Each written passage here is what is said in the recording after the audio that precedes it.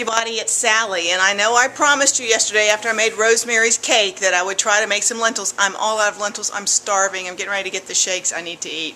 And I'm going to make a pot of lentils, and I'm just going to make this quick for you. I promise you, lentils are simple. You don't even have to soak them overnight or soak them in advance. Today I actually did because I saw the directions on the bag, and I thought, well, what the heck, I'll try it this way. They'll cook a little faster. Well, actually, I think they're already pretty much cooked, but I haven't added anything to them yet. So here we go. This is a pot of lentils, okay? I added just enough water to cover them. Well, first I put them in water and brought them to a boil. Then I let them sit for an hour. Actually, I was gone for 4 or 5 hours. They just sat with the stove off. With the thing off. And then I came back and I poured them through a strainer and rinsed the water off in case it helps with the gas issue, because there's quite a lot of gas issues with lentils.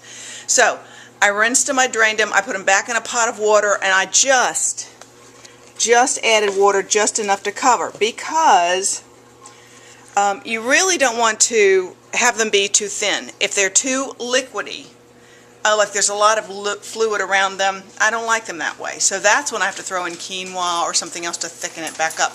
So let me just put you down, and I'm going to show you what it is I'm going to throw in here, and I'm going to cook them, and it's all good. Okay, I have some chopped garlic. Yes, I should have chopped it finer, but I'm in a hurry. A couple of small onions chopped. This is little eggplants that I bought at the the international market, because I love eggplant, and anything with no calories or low calories is good for me. Always don't even bother to make a pot of lentils if you're not going to add tomatoes to it.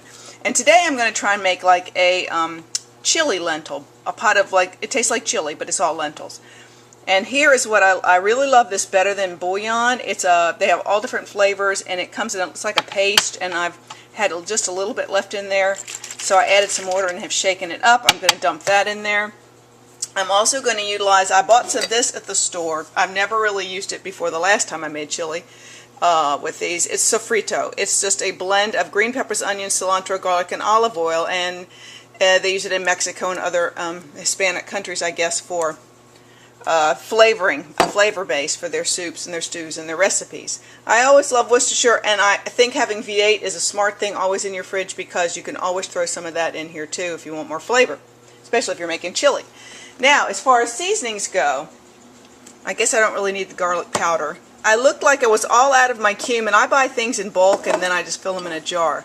But I will put cinnamon in there, smoked paprika, chili powder, and this is cumin seed. So I will either grind this up with my little mortar and pestle, or I might do the Indian technique, which is put it in a little tiny frying pan on the stove, and heat a tablespoon of oil in it, and you throw those seeds in there, and then they bloom. I hope this thing is like way not too close to my face. I apologize.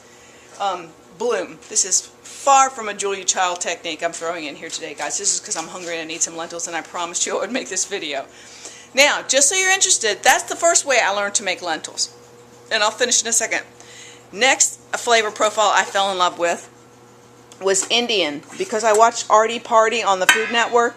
And this is a masala daba. It has all these different Indian spices that I have purchased locally, one of which is cumin, which I'm going to use the last of my cumin today in the chili. In the lentils. So here, I'm just going to dump that in. That doesn't hurt. The only thing that can really hurt your lentils is early on. I need to put all this in there. If you early on you put salt in your lentils, the salt will harden your lentils and take longer to cook. Now they're probably already cooked too much because I've never pre-soaked them before. But anyway, it's all good. I'm going to throw all this in and turn up the heat and cook them away. And at the end, I will add some salt. Like I said, you're not supposed to add salt in the beginning because it makes them hard. I really think I'm past the point of that being important anymore. I'll make a big pot. I'm going to cook them up. I'll show you when they're done. Thanks. Bye. And I'm back. I just thought maybe you would like to see, I'm going to also add this. This is a serrano chili. I split it like this, but you leave it whole. I'm just going to stick it in there. And silly me, I forgot to get the oil. Sorry, probably looking at my nose. Here, hold on. Let me just do that while I pour a little bit of oil. I'm going to put just a a little, well, that's quite a lot more oil than I would normally use. But anyway, we're going to get that oil good and hot. And that's when you do things like throw your seeds in. And I decided I would just throw these in. That's a lot of cumin, but cumin is really... The wonderful thing I learned about cooking since surgery and doing lentils and things like that is so many of the herbs and the blends are cross over between nationalities. Almost everything I use in Mexican cooking transfers over to Indian, and then you add a few more things like allspice, and of course they both use cinnamon. Ginger, oh my gosh, I use ginger like crazy now, fresh ginger in all my food. It's very good for you, and it's wonderful in lentils with the more the Indian flavors. And I'll do an Indian pot of lentils and show you that too. Okay, here is, do you see them? That's called blooming. That's probably why I did need to put that much oil in there. Whoop, and they're going to pop. And I'm going to turn the, woo, they're just popping like crazy. Well, that was good. Alright, so anyway, you're supposed to let them pop. I think you're supposed to even put a lid on it if you want. They smell wonderful. They're all going in the pot. Okay, I just want you to see the chopped up eggplant. All that's going to cook down. And I'm going to turn you off again because that's pretty much it. I just put a little of this, a little of that. Cook it for, you know, another 20 minutes until the vegetables are soft. I should have put the onions a long time ago. And I've got lentils. I'll show you when we're done. Thanks. Yum! Can you tell what that is? That's a big pot of lentils. Very thick, actually. And some of the things you see that looks like beef, whoops, that's a little steamy, excuse me. A little steamy. If you can see that. That is TVP. What I did was, when I realized my lentils weren't, phew, my gosh, I don't know what's wrong with me today, a complete protein. As good as they could be. I added a little bit of grain from time to time, or quinoa, to make them complete, like you would with beans and rice.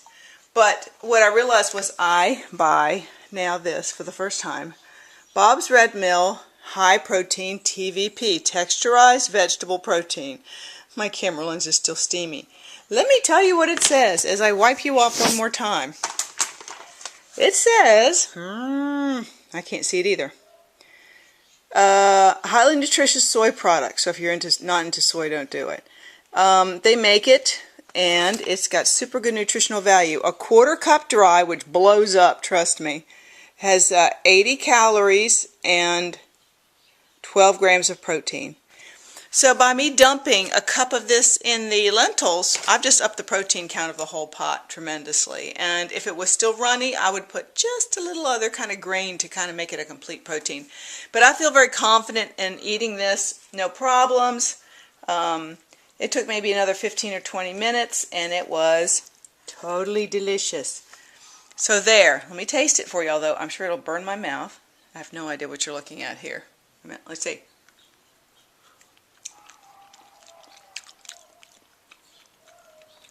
I'm going to tell you the truth, they're a little mushier than I usually like them because I pre-soaked them and then did that thing. I never do that. I don't think you need to pre-soak them. Just follow the directions on any bag of regular old green or brown lentils you buy. Put whatever seasonings you want in them. Definitely onion, definitely tomatoes. 2 cans of tomatoes would not go awry. And then any seasonings you want. And at the end, when the lentils are soft, add the salt. Okay? Use a chili recipe. Use all the seasonings you use for chili. And make a pot with lentils. I hope that helps you guys at least not be afraid of lentils, and add whatever vegetables you want that are like free vegetables, no, not many calories, you know, zucchini, squash, celery, onions, tomatoes, green peppers, that kind of stuff. I hope that works for you.